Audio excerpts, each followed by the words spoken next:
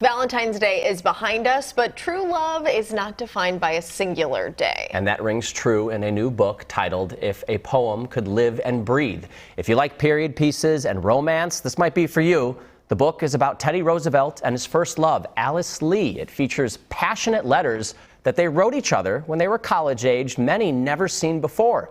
I spoke with the author and CBS colleague, Mary Calvi, to learn more about this story of young love and tragedy.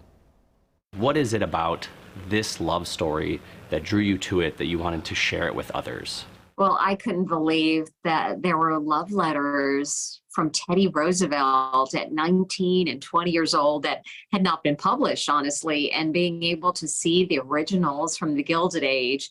We're talking about letters from 1880. And oftentimes I felt like I was intruding on their relationship because they were quite intimate and passionate. If these love letters were thought to be lost and gone, how were you able to find them? So when I started the research, I really only researched Alice, Teddy Roosevelt's first love.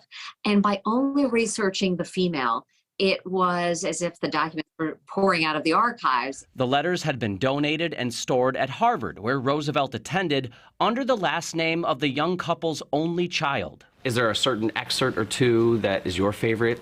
So in one of them, he says, "My dearest love," and goes on to say, "I worship you so that it seems desecration to touch you. And yet when I am with you, I can hardly let you a moment out of my arms." And he ends it with, "Goodbye, my own heart's darling, thee." She called him thee. I think men can get some tips on how to truly write a love letter to their partner after reading some of those things. You make a good point, because how is anyone going to tell your love story if it's just based on emojis and text? So I would hope that maybe people will pick up a pen and paper and start writing a love letter again.